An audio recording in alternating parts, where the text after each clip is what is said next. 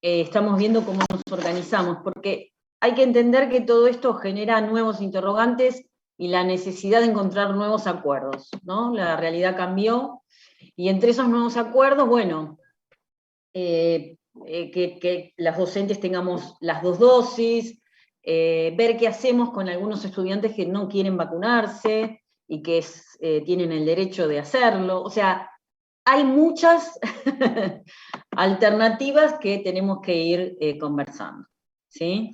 En función de eso, vamos a ir viendo cómo nos vamos organizando. Bueno, acá siguen entrando los compañeros, por eso estamos esperando, pero el tema de hoy, vos, Franco, preguntabas específicamente sobre un texto que está en el campus. Mira, vos tenés que cliquear justo en el enlace que está abajo, ahí en el mismo texto hay un enlace. Cliqueás ahí. Ahora por WhatsApp. Yo lo pude descargar. Ahora yo se lo mando por WhatsApp. Lo pude descargar. Sí, no, yo no lo pude descargar, pero Analia ¿no? me dijo que Ana que lo había subido también, así que Sí, pero no me... yo sí pude, Ana. Yo si quieren se lo paso por WhatsApp. Cliqueás ahí en el link, claro. Después me di cuenta yo también, al principio no lo podía. Bueno, bien. Sí. Después nada, también hay un texto que está en el que sacábamos un código que está como 3 hojas, 3 páginas en una hoja, como que está medio ilegible, no sé. ¿Y de qué texto hablas? ¿Y de qué texto hablas? El de semiología no, el otro. El de paz. Ese. Sí, el de paz. El enfermar como proceso. Sí, ese. Bueno, lo vemos después. Bueno, hoy, el tema de hoy es el enfermar como proceso, que bueno, es un tema que de alguna manera nos viene a generar como una especie de síntesis en función de todo lo que hemos estado viendo. ¿Por qué? Por cómo vamos a entender el síntoma, ¿no es cierto? El síntoma como un significante, o sea que obviamente tiene un significado que hay que tratar de descifrar, que viene a comunicar algo. Y como tal, el síntoma como conmemorativo de una historia, ¿no? De una historia evolutiva, de una historia genética, de una historia heredada, de una historia experienciada, vivida, ¿sí? Pero antes de entrar en eso, ¿sí? Que es un tema muy interesante que vamos a empezar a ver, me parece muy importante que podamos compartir lo que estuvo pasando en relación a la salud mental, ¿sí? Porque la salud mental de alguna manera se mediatizó en este último tiempo. Creo que es algo que no había pasado, salvo en algún momento, por algo que había pasado en el Borda. Nunca se habló tanto en los medios de comunicación, en realidad nunca se había hablado sobre la ley de salud mental. Nunca tantos profesionales y tantas personas y tantos familiares se expresaron en función a la ley y a las dificultades que tienen en relación al acompañamiento de sus familiares, ¿sí? Por eso me parece interesante que nos tomemos un momento. Yo puntualmente traje hoy para trabajar algo que salió ayer, fíjense que todavía sigue estando en la mesa periodística, la temática, y ayer en el Clarín, un médico psiquiatra, Marcelo Setkovich, sacó una nota muy interesante en relación al miedo a la locura y a la peligrosidad y al efecto contagioso que tiene la salud mental, ¿no? Y la ignorancia que hay en relación a la temática. Entonces me gustaría que empezáramos un poco relevando qué es lo que piensan, cómo se posicionaron frente a lo que vieron, a la temática, si volvieron a lo que habían estudiado y aprendido en este cuatrimestre anterior. Bueno, los quiero escuchar, porque pasaron cosas como referentes, tanto sea culturales como deportivos, ¿sí? Algunos que expresaron, fíjense que hubo una tenista en Roland Garros que se retiró del Roland Garros manifestando un cuadro depresivo, ¿sí? Y hubo una atleta americana en los Juegos Olímpicos que se retiró con un trastorno de ansiedad, manifestando las terribles presiones que sufren los deportistas en los lugares de competencia. Y por otro lado, tenemos un integrante de nuestra cultura que sufrió un episodio de descompensación producto del consumo de sustancias. Fíjense, de alguna manera es como que algunos personajes que hasta pueden ser tomados como referencia a nivel social para identificarse, digamos, la gente joven puede identificarse con un deportista o con un representante de la cultura, manifestaron ampliamente en el orden de lo social su vulnerabilidad, ¿sí? Y el padecimiento que tienen en relación a una patología mental. Esto de alguna manera pone en el llano la posibilidad de lo que es la salud mental y nos permite y nos acerca a la posibilidad de identificarnos con la salud mental. No es cualquier cosa, no es un dato menor, por algo está pasando, seguramente también por efecto de la pandemia, porque la pandemia también aumenta la posibilidad de padecimientos mentales, de enfermedades mentales, y a su vez estamos viendo que los profesionales están diciendo que el cuarto rebrote va a tener que ver con una pandemia en salud mental, ¿sí? Como secuela, como consecuencia, no solo de quienes tuvieron COVID, porque la depresión es uno de los síntomas que deja como efecto secundario, sino por el efecto que han tenido los cambios, la cuarentena, en la vida de todos nosotros, ¿sí? Así que bueno, hecha esta introducción, me encantaría poder escucharlos, a ver qué conclusiones sacaron en este tiempo en relación a todas esas noticias.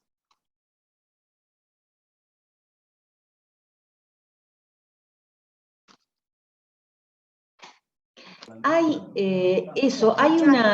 una compañera, ¿no es cierto?, que es la que graba. ¿Está hoy? Buenísimo, qué genia. Bueno, escucho. Bueno, a mí me pareció muy importante en estos Juegos Olímpicos que pasaron, la atleta, que justo busqué el nombre porque no me lo acordaba, Simone Biles, no sé cómo se dice, que dijo la salud mental primero, y creo que es algo que en estos años jamás se ha escuchado, y mucho menos en deportes, y mucho menos en unos Juegos Olímpicos. Creo que jamás se escuchó eso, y en las redes sociales tuvo un impacto enorme, un impacto muy fuerte, vi mucha gente compartiéndolo, mismo de la carrera, también personas que sigo en Instagram que estudian terapia ocupacional y también psicología, en muchas páginas de influencers que son psicólogos también se ha publicado, y me parece que se le está dando una importancia, la juventud, la gente joven, o bueno, la misma gente que está en las redes, se le está dando otra importancia, y es muy importante para mí esto, que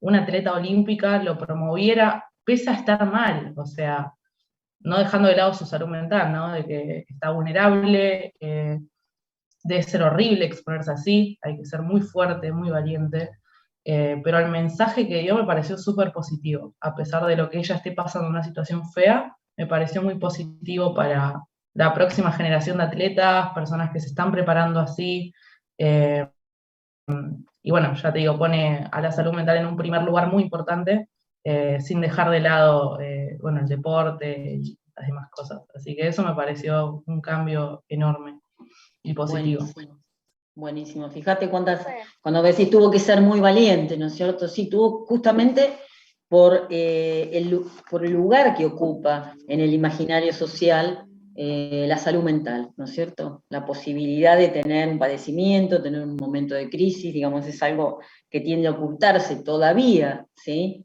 Hay mucha ignorancia a nivel social y hay mucho prejuicio a nivel social. Entonces es algo que en la medida que empiece a ser visibilizado, y sobre todo esto que decimos, ¿no? Por personajes que son públicos, esto que vos decís, Abigail, fíjate el efecto que tiene, ¿no es cierto? Cómo de alguna manera también a nivel social quita una presión, ¿no es cierto? En relación a que hay algo que hay que demostrar, ¿no? En relación a eso. Muy interesante, muy bueno, Abigail, gracias. ¿Quién más? La pandemia algo que trajo también es que se habla más de la salud mental. Entonces como que se da a conocer. Nosotros porque estudiamos, pero si no hay gente, como vos decís, o adolescentes, hay muchos prejuicios sobre la salud mental. Entonces, a raíz de la pandemia es como que se da más a conocer y se habla de la ley, o a raíz de los hechos que pasaron, como vos decís, también del chico este que canta, que se dio a conocer la ley, que mucha gente no conoce todo el trasfondo, todo por qué surgió la ley, y bueno, también se da a conocer, que eso es importante también. Bien, muy bien. ¿Qué más? Sí. En el sentido de la jugadora olímpica, también lo que pasó es que se escucha muy mal, se escucha muy bajito. Ahí no, mejor. No. No, bueno, es el audio. Bueno, lo escribo por el chat. Y dale, dale, Antonella. Ahora lo leemos. ¿Quién más?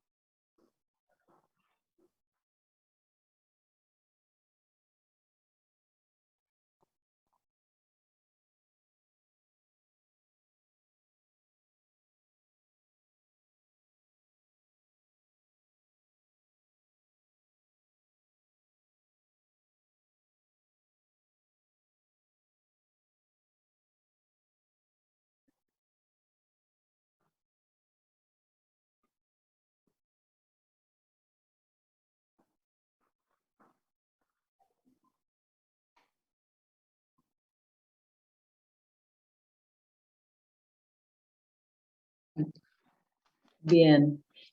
¿Cómo es más importante lo competitivo, el ganar, ¿no? El estar ahí es más importante que la salud mental de esa persona, ¿no? Se valora más a nivel social el éxito que la salud mental, ¿no?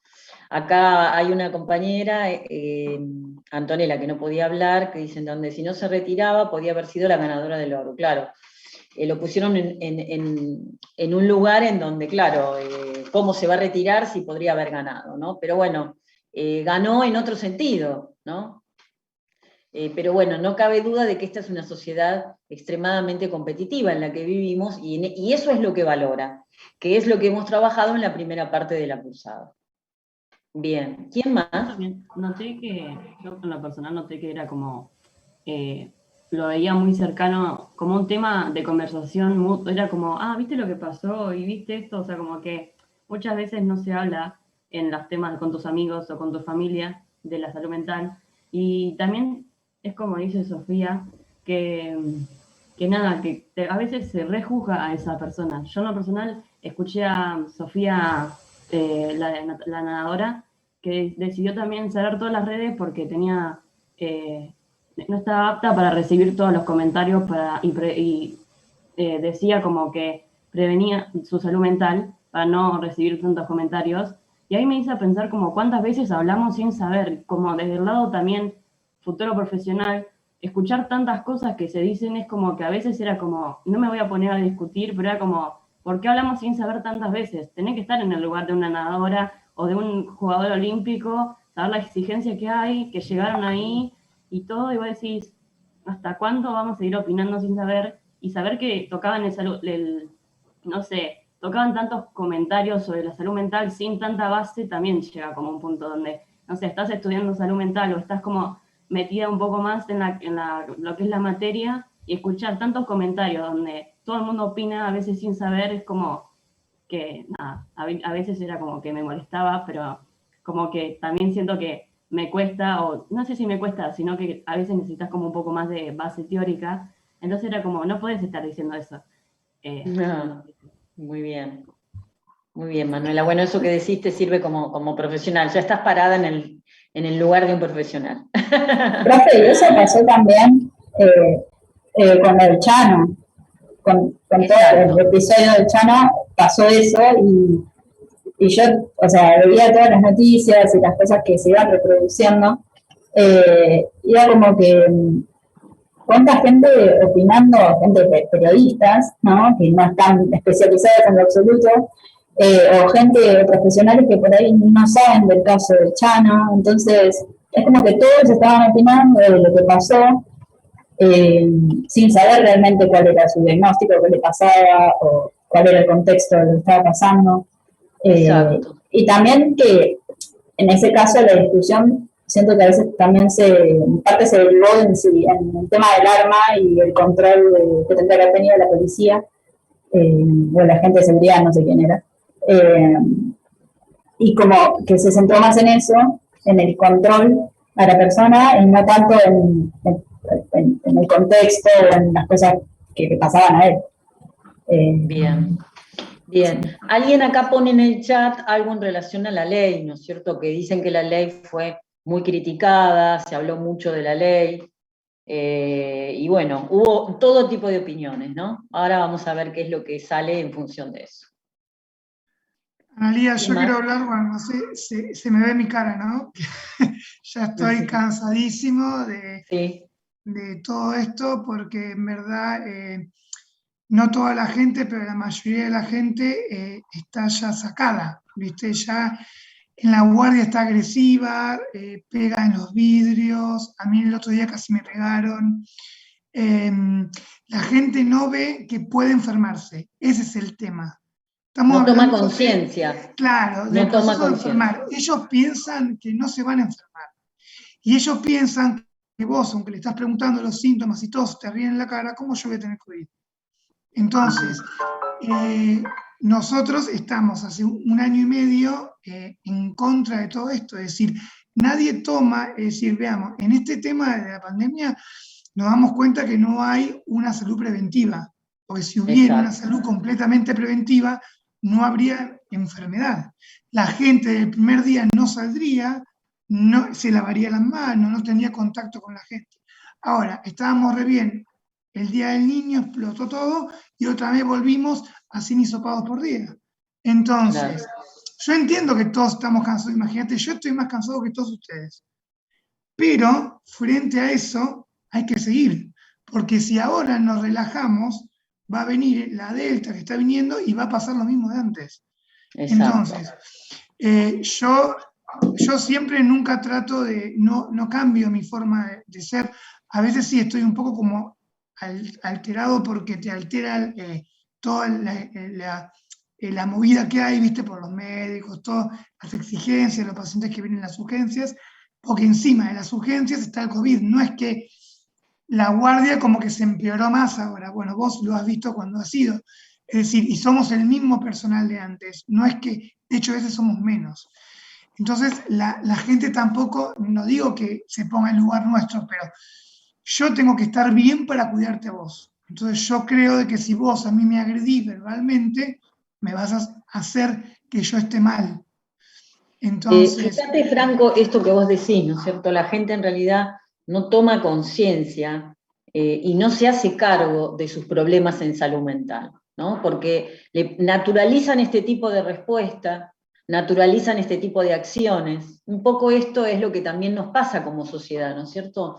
Esto de que se invisibiliza la salud mental también hace de que nosotros no tomemos conciencia en qué estado estamos, ¿no es cierto? Nos parece que si tenemos ira y la manifestamos y la expresamos, y bueno, está naturalizado, lo podemos hacer, ¿no? Es como que vamos ampliando esos límites, ¿no? Yo siempre volviendo al punto de lo que es la salud mental, ¿no es cierto? Y es muy interesante lo que vos decís, porque también ustedes, como profesionales de la salud, debieran tener dentro, o sea, esto que es el síndrome de burnout, ¿no es cierto? Cómo el desgaste que genera la tensión en el ámbito de la salud va generando un desgaste psíquico también en el personal, ¿no es cierto? Esto es algo que debiera cuidarse, de lo cual debiera conversarse. No sé desde qué punto el hospital lo trata, pero es un tema también, ¿no es cierto? No, sí, nos brindó una posibilidad, ¿viste? Hay una psicóloga ahí, pero somos 2.000 empleados. Es decir, hasta ahora nosotros somos un grupo reunido, que somos 5, y no hablamos mucho, también nosotros hablamos con nuestras parejas, y nos apoya en la familia, pero es una situación muy difícil. ¿Por qué? Porque en realidad nosotros vimos el pico, que yo en este año, en el año pasado a esta altura tenía COVID, el pico el año pasado fue en agosto, septiembre y octubre, después bajó en el verano, después subió en marzo, marzo, abril, mayo ahora bajó y ahora va a subir otra vez. Entonces, Va a es subir como otra que vez. nunca termina, es decir, la gente sí sale, se divierte, pero nosotros estamos del primer día igual. Sí, Exacto. estamos con la misma escafandra que te hace pedazos en la cara, con, ¿entendés? 3 barbijos, camisón. A mí porque me encanta también la terapia y porque yo la uso, la carrera también porque me gusta, el que me conoce lo sabe, y mis compañeros de estudios también, pero yo capaz que no estaría para seguir y estoy cursando materias, pero a mí es es lo único que me da como un impulso. Porque si yo estaría sin hacer nada, estaría todo el tiempo pensando en qué va a venir. Exacto. Entonces entraría diferente todos los días. Pensaría todos los días en eso. Bien. Entonces, como me mantiene Ojo ocupada, porque, claro, ojo porque, bueno, es lo que vamos a ver ahora, ¿no? La enfermedad como proceso y con qué tiene que ver, ¿no es cierto? La enfermedad. Un poco vamos a retomar algunas cosas de las que vos estás diciendo, Franco, ¿no es cierto? Cómo hay situaciones que nos pueden llevar no a una cuestión adaptativa y creativa y de asimilación de lo que vivimos, sino que nos puede llevar a algo patológico, ¿no es cierto? Esto es bien interesante, lo vamos a retomar. Y por otro lado, como para cerrar, fíjense que han criticado mucho la ley, acá una compañera Luna trajo el ejemplo de Chano, ¿no es cierto? Muchos han criticado la ley en salud mental y dicen que, bueno, que ahora las personas no tienen acceso a la internación, ¿sí? Porque si no la autorizan, no se los puede internar. Y ponen de manifiesto y en primer plano la peligrosidad, ¿no es cierto? Cuando en realidad la persona que tiene un momento de crisis y una descompensación es más víctima de violencia, ¿sí?, que peligrosa en sí misma. ¿Por qué víctima de violencia? Porque la escena de Chano es una escena violenta, ¿sí? A Chano le ingresan en la casa, viene la policía, se siente acorralado. ¿Qué ansiedad es la que subyace en Chano? ¿Cuál es la angustia que él experimenta en ese momento?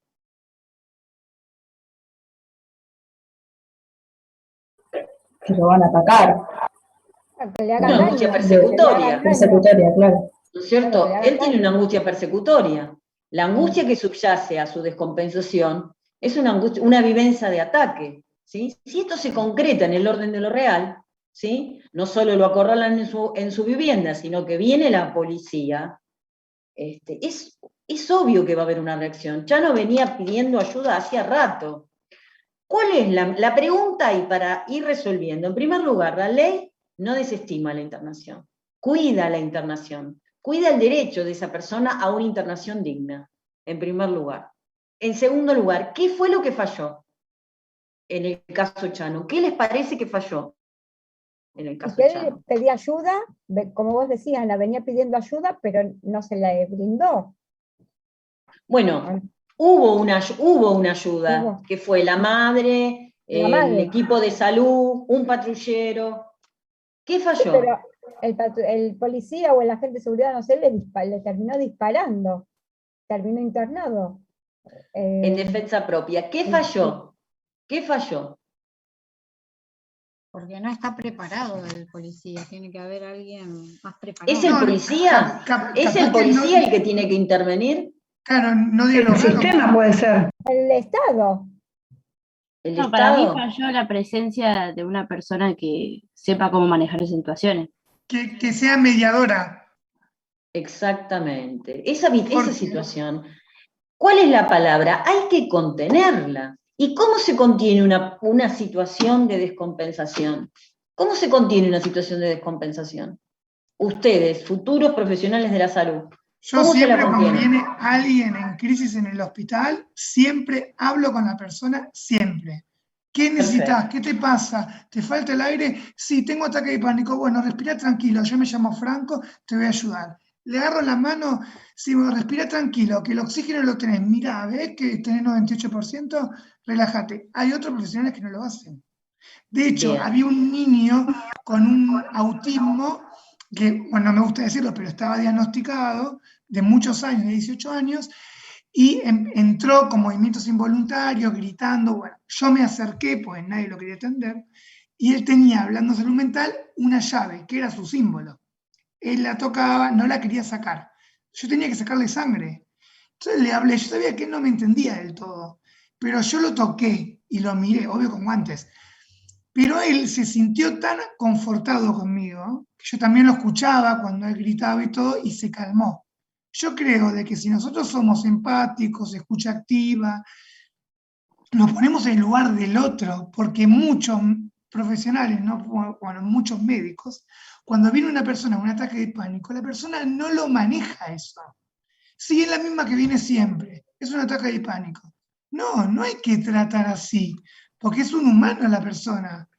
Hay que decirle, sentarla, hablarle, poner el saturómetro, respirar tranquila. No hay que medicalizar todo. Le hace lo de la cepan y ya está. Parte del error es reaccionar como la persona que está sufriendo está reaccionando. Porque si él tuvo un ataque donde estaba manifestándose violentamente, ¿por qué el otro también tiene que expresarse violentamente? Eso lo va a... A ver, hablarle, llegó muy lejos, o sea, a ver, retomando un poco lo que dice Franco y lo que dicen todos, llegó muy lejos la situación. En primer lugar, la situación no tendría que haber llegado tan lejos, ¿sí? Él, cuando cuando agarra el cuchillo, es cuando ya concretamente siente que la situación es absolutamente amenazante y que él está en riesgo. Y él agarra el cuchillo porque siente que tiene que defenderse, ¿sí? Ya ahí la situación se fue absolutamente de control, ¿sí?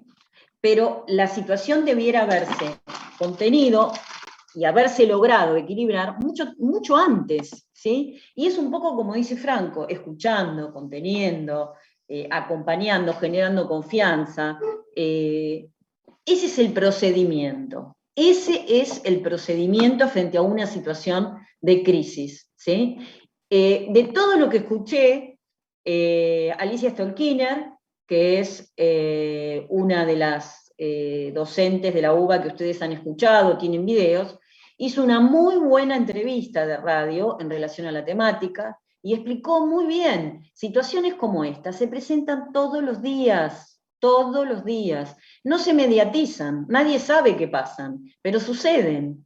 Y el procedimiento es un procedimiento médico, ¿sí? Es un procedimiento médico, es un procedimiento en el cual a la persona se intenta, a partir de la palabra, respetando la distancia, ¿no? No siempre yo tocaría a la persona un poco en esto que dice Franco, porque cuando lo que prevalece es la angustia persecutoria, bueno, desde la distancia, ¿no es cierto?, esperando, permitiendo que la persona acceda, haciéndole ver la necesidad, ¿no? Y haciéndolo tomar mínimamente conciencia de la situación y de la realidad, en la medida de lo posible. A mí, particularmente, me ha pasado que desde mi trabajo yo he tenido que coordinar traslados para internaciones en hospitales, y la realidad es que es muy difícil porque muchos factores tienen que coincidir al mismo tiempo, desde la ambulancia, que la ambulancia te pregunta cómo está el paciente, el familiar. Es recontra fundamental que haya alguien ahí que esté, un familiar, alguien cercano que pueda por lo menos ser un poquito de apoyo. La red de apoyo es re importante.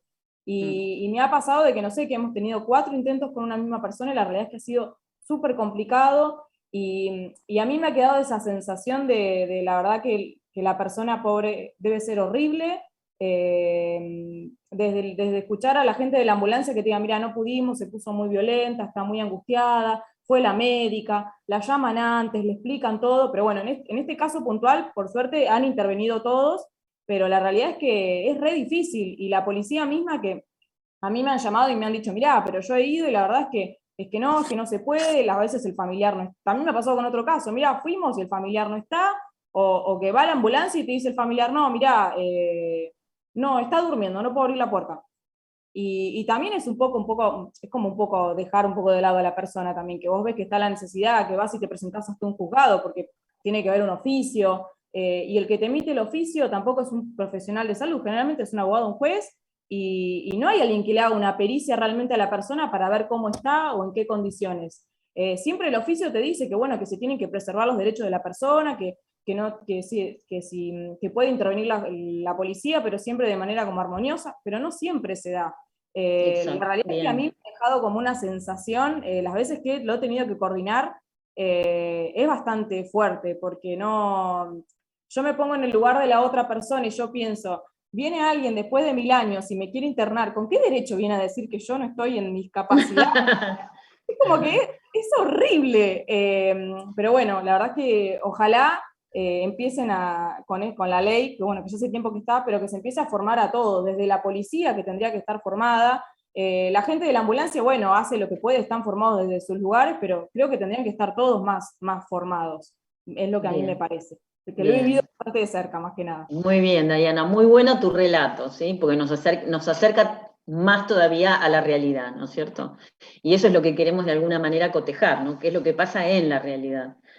También pasa, Analía, viste que nosotros también, ejemplo, recibimos pacientes con muchos sufrimientos psíquicos. Ejemplo, esto de la ansiedad, que bueno, una persona que no es peligrosa, bueno, o que tiene un ataque de pánico, así que está tranquila, que bueno, que vos sabés que es tranquila y vos podés hablar y no es peligrosa. Pero cuando vienen con oficios y vienen con excitación psicomotriz, ahí es complejo, porque ahí es cuando el paciente no quiere internarse. Exactamente. Entonces, están los pacientes que quieren internarse, que está perfecto, que se dan cuenta de un sufrimiento psíquico y que saben que pueden tener un riesgo para sí o para terceros y lo hacen voluntariamente porque saben que tienen ese sufrimiento y que se desbordó y que por eso tienen un brote. Pero están los otros, que son muchas veces menores o de 18 años también, o algunas personas que están judicializadas, que no quieren internarse y que es difícil. Me pasó con una paciente que estaba embarazada, que estaba judicializada y que era muy difícil y no quería ella internarse. Frente a eso, uno tiene que tomar, como vos decís, en ese caso, distancia, la palabra y tratar de ver, porque ella decía, ustedes no me pueden obligar a internar, qué sé yo, estaba ya muy sobreservada. Entonces, esos casos son muy complejos. Otros casos son más leves, pero esos sí son complejos porque vos tenés que estar a tanto, que ella no se haga nada, que no te haga nada vos, que no se escape porque está judicializada, así que es todo muy difícil en ese caso. Exactamente. Nadie dice, esto es muy interesante todo lo que están diciendo, porque si hay algo que tienen todas estas situaciones es un nivel importante de complejidad, ¿sí? Estamos tratando de generar cambios que hagan que esa situación no sea tan violenta para la persona, ¿no es cierto? Que se sienta realmente cuidada y acompañada. Estamos en eso, no quiere decir que sea fácil, ¿no es cierto? Y cuando Franco se refiere a que en algunas situaciones es más fácil contener y en otras no, estamos frente a diferentes estructuras, ¿sí? ¿Qué es lo que vamos a ver ahora? ¿Sí? Porque ahora vamos a ver el enfermar como proceso. Eso nos va a llevar a lo evolutivo y eso nos va a hacer ver que atrás de una patología hay una estructura que va a determinar que se ponga en juego un tipo de organización, ¿sí? Así que cortamos acá porque ya se nos está por cortar. Y volvemos y empezamos entonces con el enfermar como proceso. Ahí va.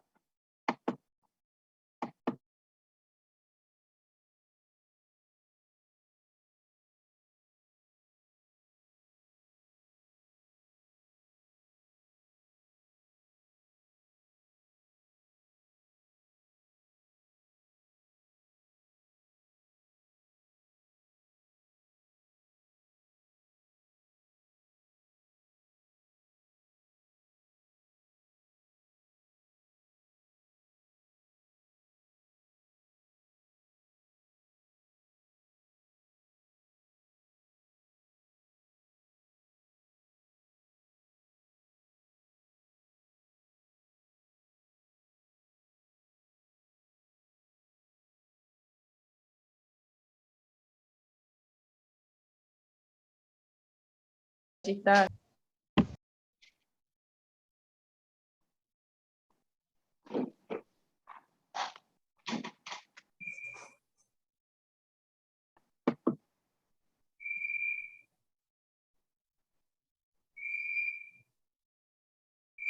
No puedo respirar de que tengo dientes hasta por acá. No puedo respirar. Yo no sé si me salió una buena juicio, pero no me enteré. Los que tienen abierto el micrófono, ciérrenlo, por favor.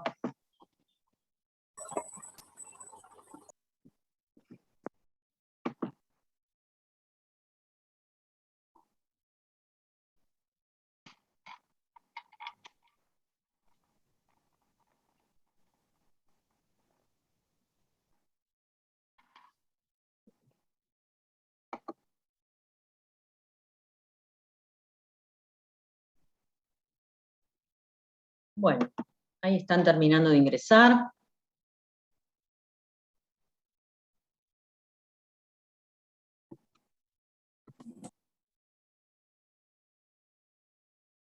Muy bien. Bueno. No, todavía no.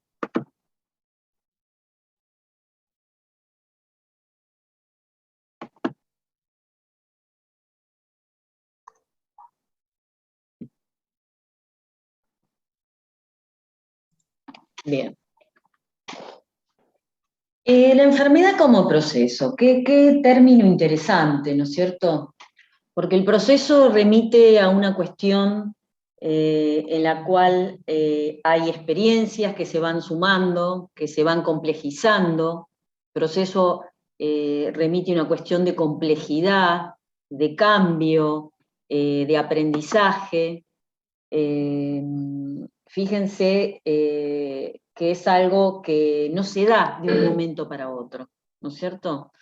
Y en este sentido, cuando hablamos de proceso, nos estamos refiriendo a cuestiones que tienen que ver con la historia de un sujeto, ¿no es cierto? Un sujeto enferma en función de, como diría Freud, enferma en función de sus series complementarias, ¿no? Y cuando hablamos de series complementarias, ¿de qué estamos hablando cuando decimos series complementarias? ¿De qué habla Freud cuando describe las series complementarias?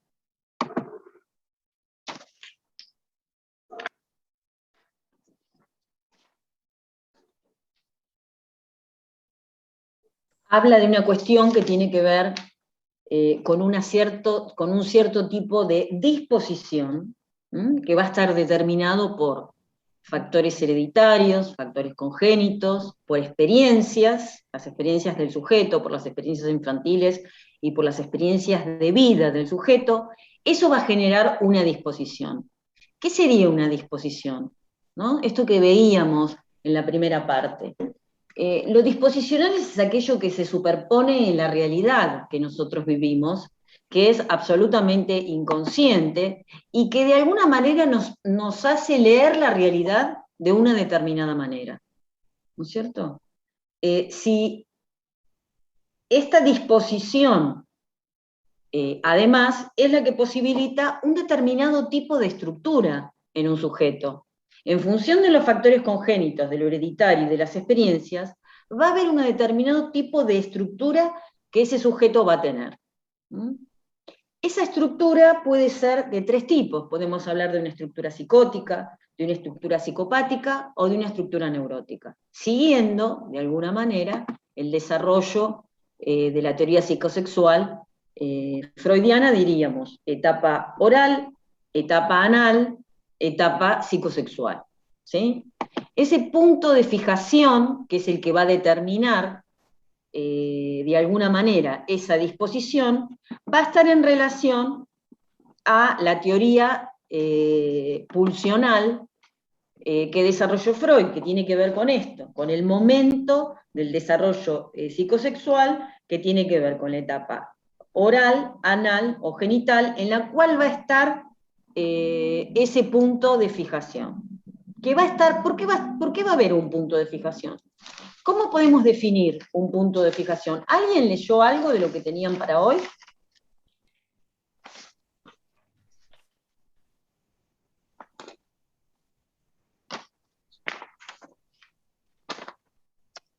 ¿no? Bien.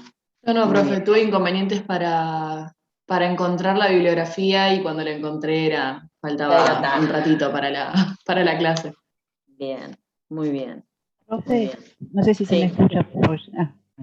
Yo puse que como puntos de fijación, es cuando el sujeto no ha podido superar un proceso de transformación de las actitudes de control, ya sean agresivas o omnipotentes, y transformarlas en instrumentos que le permitan sublimar su libido. Eso es lo que yo puse en puntos de fijación. Bien, muy bien.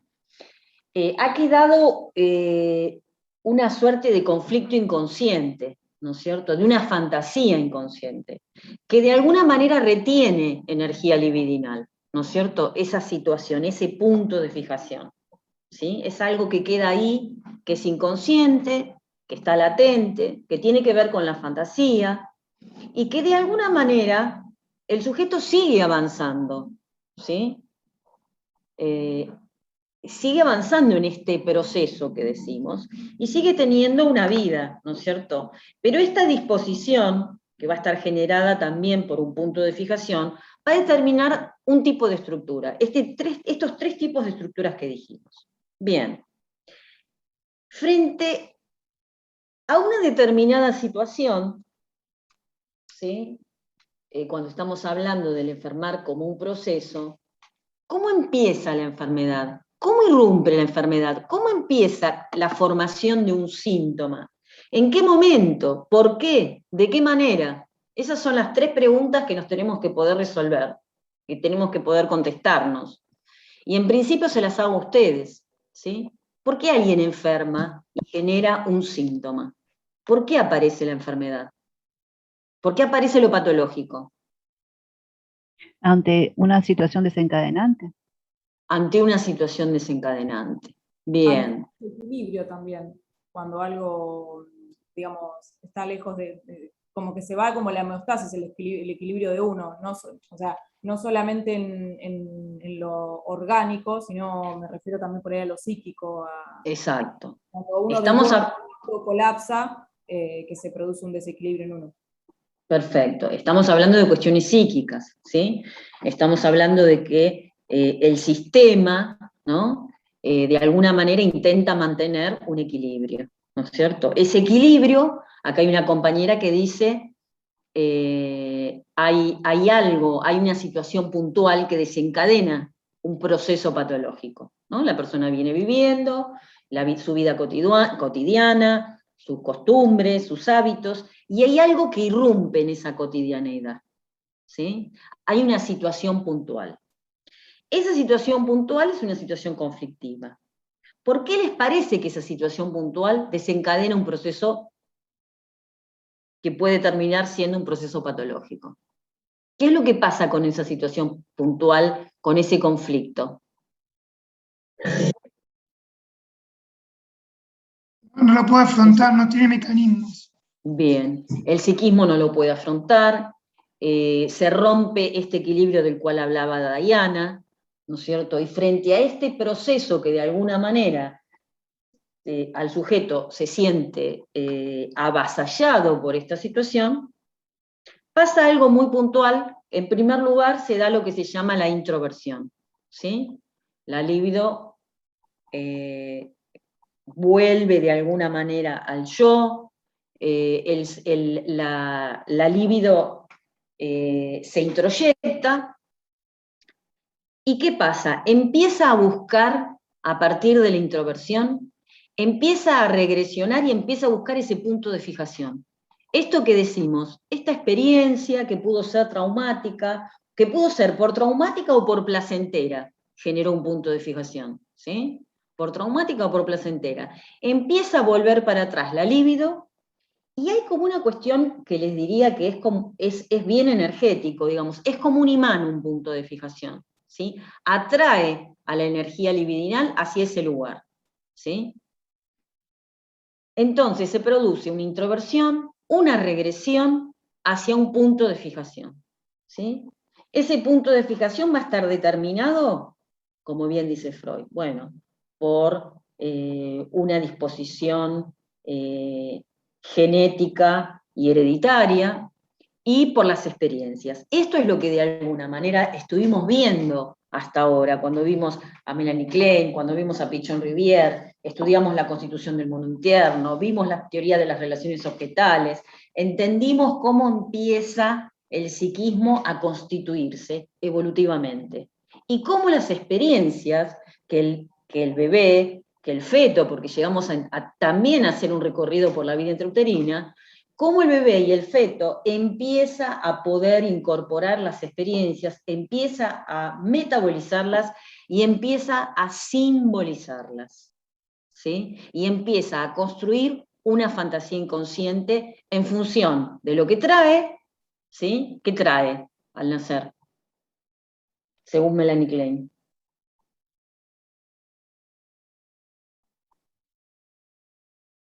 ¿Qué trae al nacer, según Melanie Klein? Un determinado tipo de instinto de muerte y de instinto de vida, una determinada cantidad, ¿sí? Que se va a ir metabolizando en función, y se va a ir asimilando en función de las experiencias, de una experiencia que es con el otro, que como dice Pichon-Rivière, es vincular, es dialéctica, y va a ir constituyendo un mundo interno, ¿sí?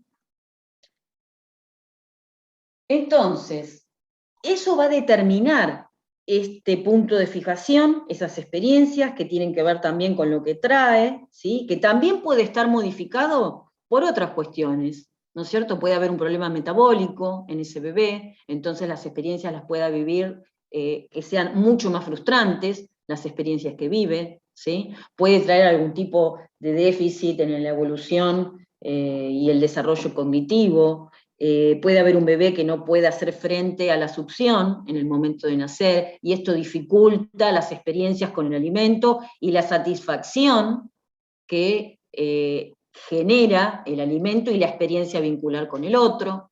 Esto tiene que ver con lo orgánico, con lo biológico. Entonces, fíjense la multiplicidad de cosas y de aspectos, ¿sí? Que van a determinar esta posibilidad de que estamos hablando, evolutiva, que va a determinar un determinado tipo de punto de fijación para proveer al sujeto de una disposición para leer la realidad de una determinada manera. ¿Sí? Entonces, volviendo, el sujeto está viviendo. Todo este proceso generó un determinado tipo de estructura, ¿sí? Hasta acá todo funciona, puede haber generado un tipo de estructura psicótica, un tipo de estructura neurótica o un tipo de estructura psicopática, ¿sí? El conflicto, ¿qué les parece? Es un conflicto que genera un desequilibrio, que el sujeto no cuenta con las herramientas, el yo del sujeto no cuenta con las herramientas para hacer frente, para elaborarlo, para asimilarlo, ¿sí? Para generar una adaptación creativa a la realidad. ¿Por qué les parece que esto es así? Además de todo lo que dijimos. Esa situación de conflicto. ¿Por qué, por ejemplo, mudarse? Para Franco puede ser algo gratificante, algo que lo puede resolver, que lo pone contento y que le gusta, y a Diana le puede generar un proceso patológico. Y porque va en cada sujeto, como cada persona tiene... ¿En qué? ¿En qué de cada sujeto? En eso estamos de acuerdo, Viviana. La construcción del mundo La interno. construcción del psiquismo en su cabeza. ¿Pero en qué? Y también en cómo está en ese Exacto, momento su Sofía. salud mental, digamos. No sé. Y bueno, pero eso depende de cosas puntuales. Hay terminologías y conceptos que hemos estudiado que son los que nos permiten entender y contestarnos estas preguntas, ¿sí? Acá recién Sofía decía, el proceso de significación, el significado, el simbolismo que esa situación tenga para un sujeto en particular, ¿sí? Entonces, hay algo que dice Rafael Paz y dice, el conflicto tiene una significación idiosincrática, una significación particular. Tiene una representación simbólica que va a tener que ver con este proceso previo del cual estamos hablando, ¿sí?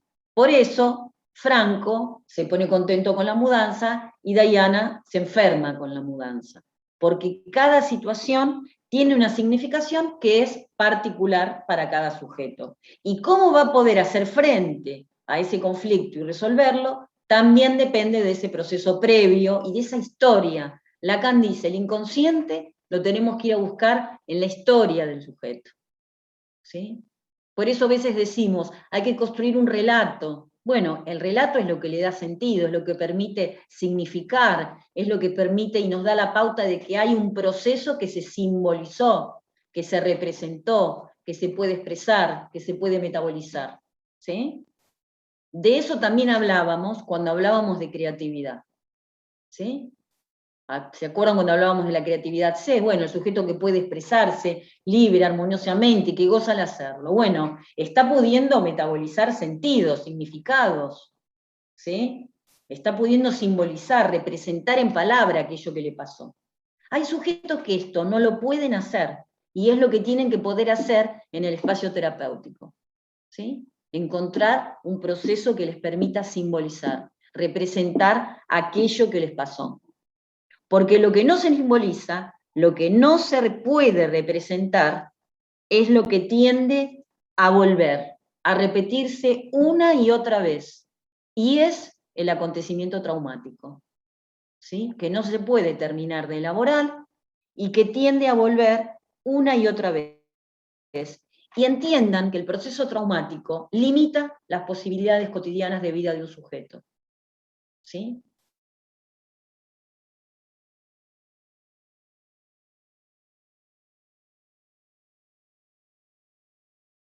Esto lo van a terminar de entender mejor cuando veamos un poco de patología y entendamos de qué estamos hablando cuando hablamos de la clínica en terapia ocupacional. Porque la terapia ocupacional es un medio excelente para que nosotros podamos hacer una lectura, no una lectura lineal y estructural de la semiología psiquiátrica, ¿sí? Ah, bueno, tiene estos síntomas, si tiene estos síntomas, o sea, tiene delirios y alucinaciones, entonces tiene una estructura psicótica. No, nosotros tenemos que poder generar un tipo de lectura que sea lineal, estructural, pero un tipo de lectura de contenido, que nos permita entender cómo fue que se dio ese proceso. Y ese proceso se dio en una historia que es personal y que posibilita una significación idiosincrática de una determinada situación. ¿Sí? Y este conflicto, que no se puede resolver porque supera la capacidad del yo de contar con los recursos y las herramientas para dar respuesta, es una situación traumática. ¿Sí? Tengan en cuenta que esto es una situación traumática. ¿Cómo pueden definir el trauma? ¿Tienen ahí algún elemento que les permita, han hecho alguna lectura que les permita definir lo que es un trauma?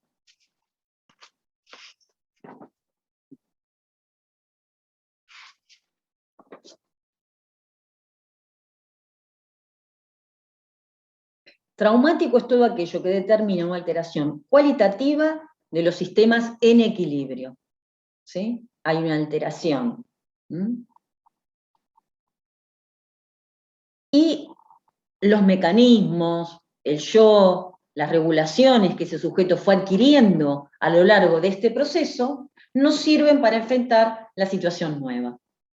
No le sirven al sujeto. ¿Sí? Todo lo que fue adquiriendo durante este proceso, que definimos proceso como una cantidad de experiencias que generan aprendizajes, cambios para papá, no le permite en un determinado momento dar respuesta a esa situación nueva que se presenta. ¿Sí? Bien.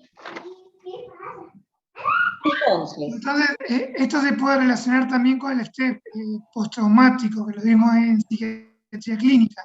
Si viene un suceso determinado, vos no tenés mecanismos de defensas, como que te nubilás, y bueno, y después vienen las consecuencias que no... Fíjate, Franco, que en el estrés postraumático, ¿qué es lo que sucede? El sujeto se detiene. Esa situación vuelve, se da el feedback, el sujeto vuelve una y otra vez, repite una y otra vez el acontecimiento traumático. ¿Qué genera esto? genera poca capacidad de adaptación, genera irritabilidad, ira, cansancio. ¿Por qué? Porque el sistema energético, ¿sí?, de un sujeto está francamente abocado, ¿sí?, para poder sostener en equilibrio ese sistema patológicamente. ¿Sí? El sujeto, sea en un síndrome de estrés postraumático, sea en un cuadro patológico por neurosis, sea en un cuadro patológico por una estructura psicótica o por una estructura psicopática, acá lo que sucede es que la capacidad energética del psiquismo está abocada a sostener este proceso patológico. ¿Sí? Entonces el sujeto no cuenta con las mismas herramientas para la vida cotidiana. Es un sujeto que está rigidizado, que está estancado, que tiene una adaptación pasiva a la realidad, ¿sí?, que los mecanismos de defensa están rigidizados, que la creatividad no va a estar floreciendo en ese momento de su vida, y que muchas veces frente a esta situación puede necesitar un proceso terapéutico que le posibilite ¿qué? Resignificar ese acontecimiento traumático, ¿sí? Encontrar alguna manera de representarlo, de poder expresarlo, de poder hablarlo, y metabolizarlo. Y que esto quede asimilado, poder asimilar esa experiencia, para que enriquezca su disposición, ¿sí? Se suma y enriquece a la disposición que él ya traía, que había conformado dentro de su proceso. ¿Sí? Viene a sumarse, viene a enriquecer. ¿Qué quiere decir esto? Que después de una situación de crisis, un sujeto puede verse enriquecido. ¿Sí? ¿Qué es lo que dice? Para poder dar bien respuesta a esto, tenemos que volver para atrás. ¿Qué es lo que dice Rafael Paz? Dice, bueno, frente a la situación de conflicto, la situación por una significación idiosincrática que el sujeto le da a esa situación de conflicto, se da la introversión, la regresión al punto de fijación. ¿Sí? El sujeto vuelve a operar con un tipo de organización previa, ¿sí?, que fue efectivo en otro momento de la vida. ¿Sí? Bien. Esto inicia un proceso patológico primario, ¿sí? Un proceso patológico primario, donde el sujeto siente que obviamente está muy movilizado, puede tener angustia, puede sentir pena, puede estar completamente desvinculado del mundo externo. Eso dependerá del punto de fijación, al cual el sujeto regresione en función de la estructura. ¿Sí? No es lo mismo hablar de un proceso patológico primario en una estructura psicótica, en una estructura neurótica o en una estructura psicopática. ¿Qué es lo que va a variar en cada una de estas estructuras? El lugar evolutivo al cual se regresiona por el punto de fijación. Si es una estructura psicótica, el proceso patológico primario va a regresionar a un punto de fijación que es muy primario, que es muy arcaico. Teoría de las relaciones objetales de Melanie Klein, posición esquizoparanoide. Miren si es primario. ¿Sí? Constitución del mundo interno, de Pichon-Rivière, posición instrumental. O protodepresión, ¿sí? Si lo que se da es un momento confusional. Bien. Si estamos hablando de estructura psicopática, podemos estar pensando en posición depresiva, ¿sí? Y si estamos hablando de una estructura neurótica, ¿dónde va a estar el punto de fijación de una estructura neurótica?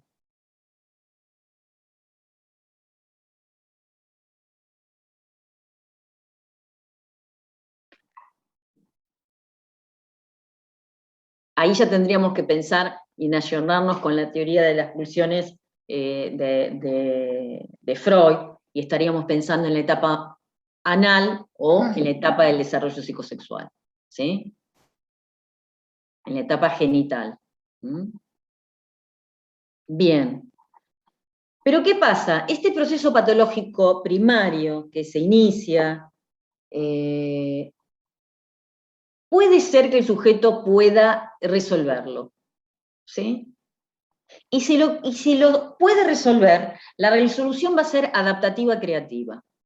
¿Sí? Hay una situación que sobrepasa la capacidad del yo, el sujeto va a explorar lugares desconocidos de sí mismo, ¿sí? Se va a poner en contacto con aspectos inconscientes, con fantasías, que tienen que ver con aspectos que hasta pueden ser absolutamente desconocidos para el sujeto, pero a lo mejor ese sujeto conversa con algún amigo, conversa con un familiar querido, tiene una red de contención de apoyo. Esto que dice Franco, yo trabajo, estamos agotados, pero tenemos una red, somos un grupo, nos escuchamos, nos bancamos.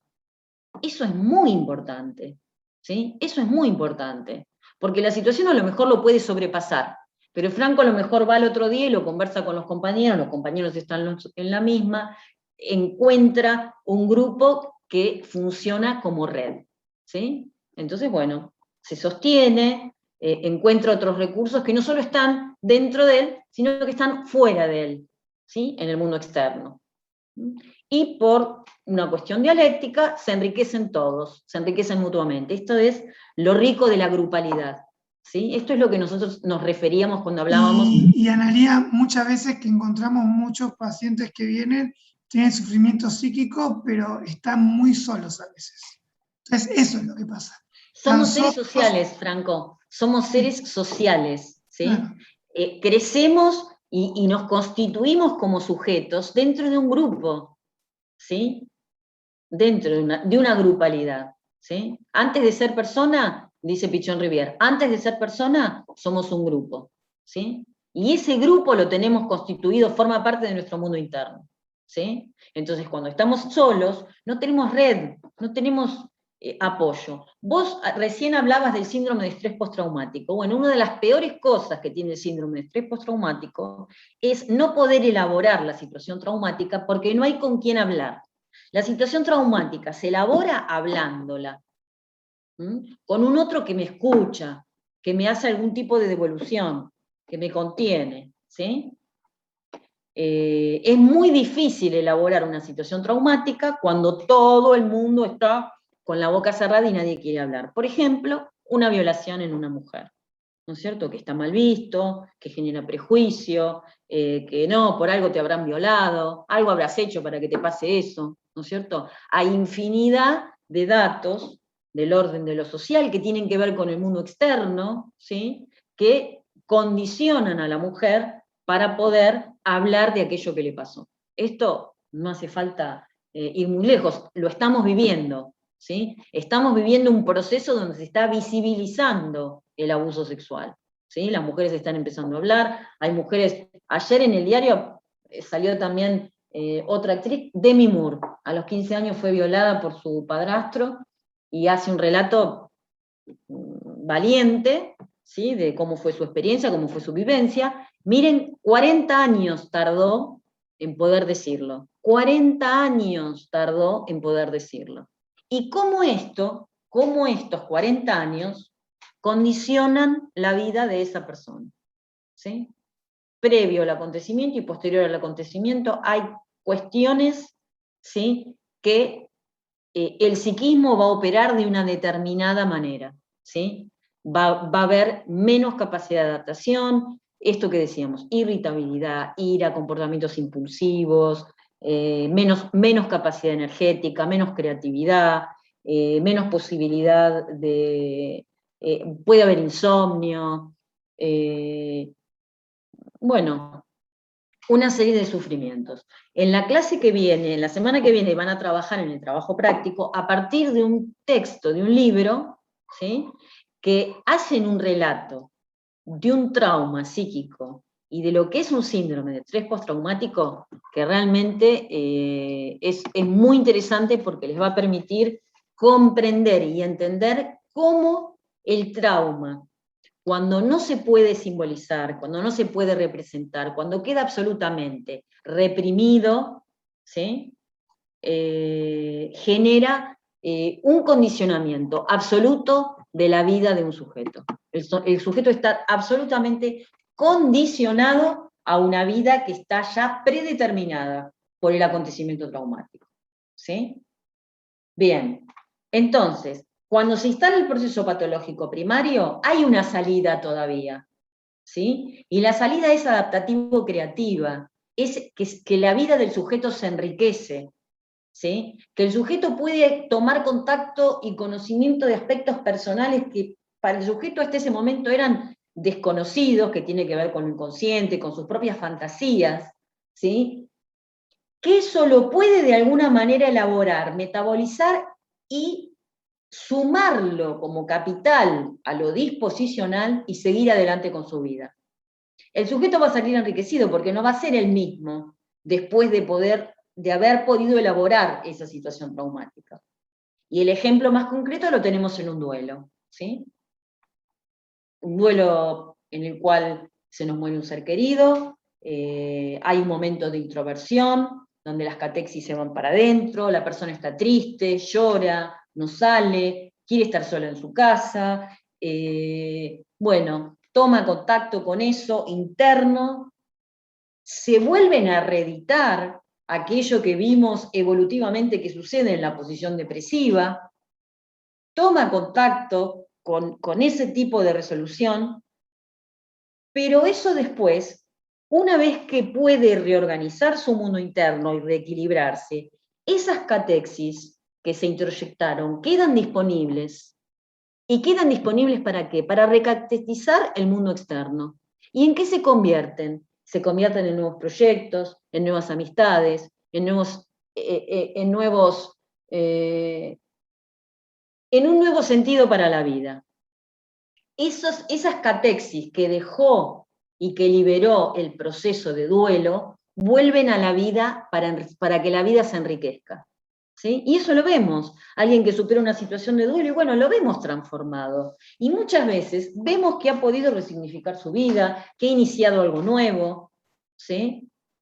Ese proceso de elaboración de un duelo tiene que ver con eso. Entonces, después de haber iniciado un proceso patológico primario, puede haber una resolución adaptativo-creativa que enriquece la vida. Si esto no puede ser así, si el sujeto no encuentra esa posibilidad, esas herramientas, se cae en lo patológico. ¿Sí?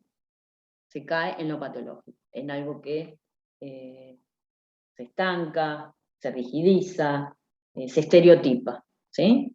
Se cae en lo patológico. ¿Qué es lo que encuentra el psiquismo para volver a reestructurar? Porque el proceso patológico primario es desestructurante, mueve todo, ¿sí? Genera angustia, genera ansiedad, genera todas estas situaciones de contacto con uno, bueno, hasta que se puede resolver, pero desestructura. El proceso patológico, que es el proceso patológico secundario, reestructura. ¿Pero cómo reestructura? Reestructura a modo patológico. Entonces, si reestructura a modo patológico, ¿qué es lo que aparece? ¿Qué es lo que aparece? La enfermedad. El síntoma. Síntoma, claro. Recién ahora aparece el síntoma, ¿sí? Que es conmemorativo de la historia del sujeto. ¿Sí? De todo eso que dijimos antes, de todo eso que estudiamos antes, ¿sí? De ese proceso que se fue dando, ¿sí? Hay un esquemita muy simple que dice, bueno, uno puede hacer un corte longitudinal y un corte transversal. El corte transversal es la situación puntual, ¿sí? ¿Qué le pasó? No sé, se le murió un familiar, se tuvo que mudar, se peleó con un amigo, lo dejó su pareja, perdió la casa, el trabajo, pin, hay una situación puntual. Pero hay un corte longitudinal que tiene que ver con este proceso, con esta historia, ¿sí? Bien, entonces va a aparecer, dentro del proceso patológico secundario, va a aparecer el síntoma. El síntoma, como ya estudiamos, cuando hablamos proceso de simbolización, el síntoma tiene un contenido, ¿sí? Hay que ir a buscar el mensaje que trae el síntoma, ¿sí? Porque de alguna manera utiliza los mismos mecanismos que utiliza el sueño, ¿sí? Que son la condensación, el desplazamiento, ¿sí? Pero, a diferencia del sueño, el síntoma se desplaza dentro de la vida de realidad del sujeto, dentro de la cotidianidad del sujeto. Mientras que en el sueño está como protegido, ¿sí? Por esa, aparecen muchas fantasías inconscientes en la situación, en el acto de dormir, pero bueno, el sujeto está amparado porque de alguna manera no está dentro del orden de lo real, como sí lo está el síntoma, ¿sí?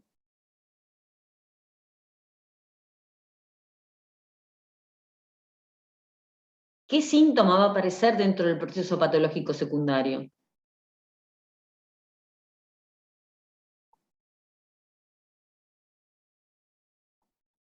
Pregunta.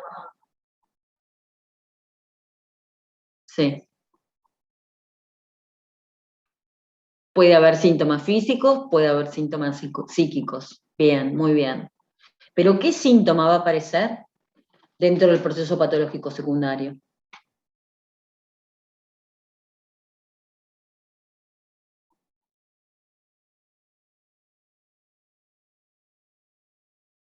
Estamos diciendo que la psicopatología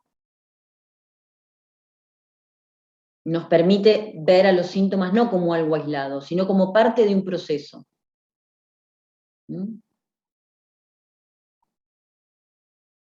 Y entonces, ¿qué síntomas van a aparecer en el proceso patológico secundario? ¿Qué les parece? ¿Con qué tendrá que ver? ¿La angustia puede ser, profe? No.